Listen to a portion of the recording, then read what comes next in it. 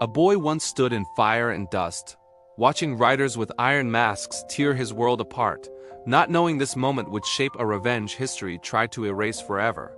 He was taken far from home, dragged in chains across dry lands, sold like an object, renamed like a shadow, and thrown into a life meant to break his spirit completely. But instead of breaking, he sharpened. Each harsh lesson carved something stronger inside him, something colder, something waiting for a day even he could not see yet.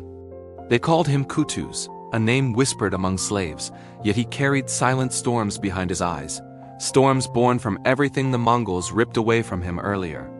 Years passed, and he trained under the Mamluks, warriors forged from captivity, men who turned chains into power, men who understood revenge like an unspoken language. Kutus learned to strike fast, think sharp, and hide his rage under calm breath, waiting for a path that destiny kept hidden behind blood-colored horizons. But destiny loves a twist, and one day, that twist arrived with terrifying speed, carried by riders who brought a message soaked in fear and ash. The Mongols had taken Baghdad, crushed cities, burned libraries, erased families, and now their next target was the land Kutus had grown to protect with unwavering loyalty. A single letter arrived, written by Hulagu Khan, demanding total surrender, promising destruction, and sealed with arrogance sharper than any blade forged in a dark forge. Most leaders froze, shaken by tales of unstoppable storms, but Kutus simply stared at the letter, feeling old memories ignite like sparks falling onto dry leaves. He remembered the screams, the burning homes, the chains, the cruelty, and something inside him finally awakened, something he had buried under years of silence. He knew surrender would mean another world destroyed, another childhood stolen, another wound carved into history, so he chose a path that risked everything he now held. Kutus captured the Mongol messengers, executed them, and hung their bodies at the city gate, sending a clear message. Egypt would not kneel, not ever again. This single act shocked the world, for no kingdom dared to resist the Mongols. Yet Kutus stepped into danger like a warrior stepping toward fate with steady heartbeat. But a message alone could not stop an empire, so Kutus rallied warriors, trained soldiers, and prepared the Mamluks for a battle that would echo for centuries to come. Among his warriors stood Baybars, fierce, brilliant, unpredictable. A fighter who carved fear into enemies and respect into allies with the same unforgiving skill.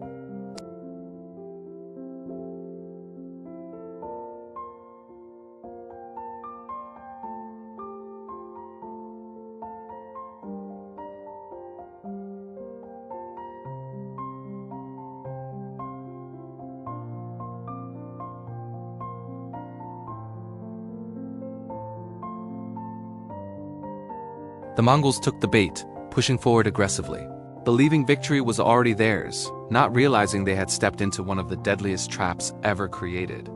Kutus watched from behind the lines, waiting, breathing slowly, listening to the echoes of battle mixed with the memories that had followed him since childhood.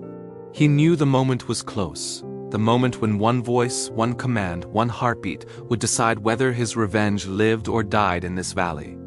When the Mongols reached the center, Kutus threw off his helmet, raised his sword high, and shouted a cry that split the battlefield like lightning splitting the sky.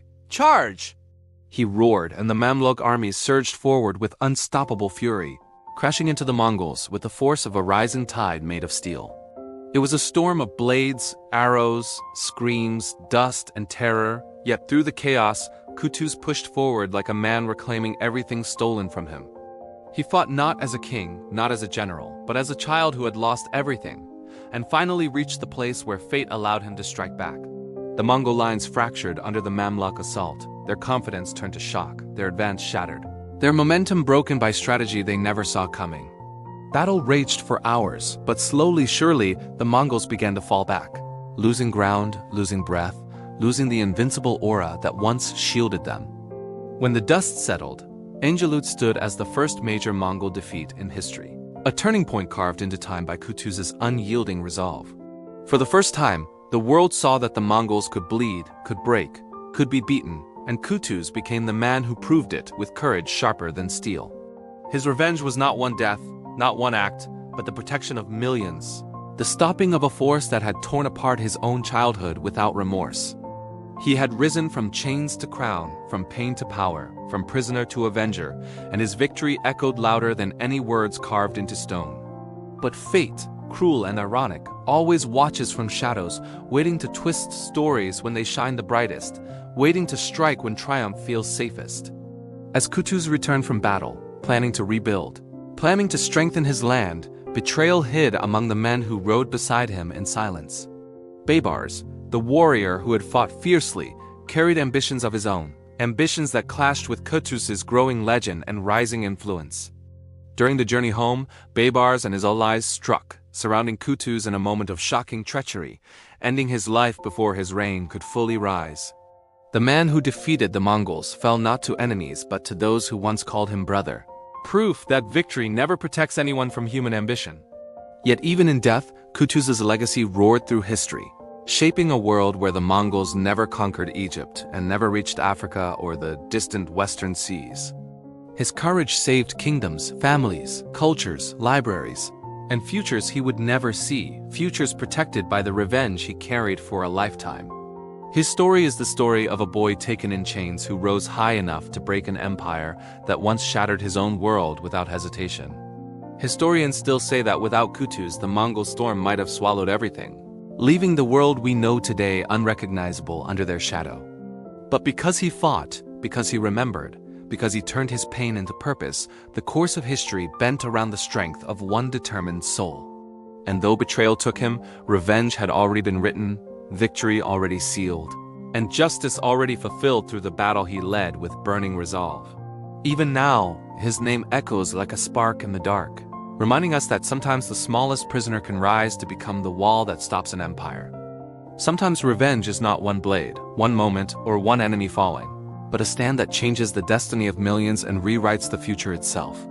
And Kutuz, the slave prince turned sultan, proved that one person driven by memory and courage can challenge even the strongest empire and live forever in history.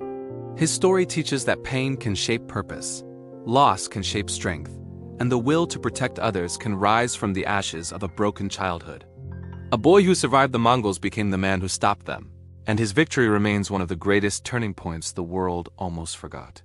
This tale reminds us that even when the world burns, someone, somewhere can rise from the fire carrying a blade made of memory and a heart built from courage. And that is why Kutuz's story, born from tragedy and shaped by revenge, still stands as one of history's most powerful arcs, a real-life anime legend of resilience. His life may have ended through betrayal, but his revenge reshaped continents, and no betrayal can erase the victory he carved into the heart of time.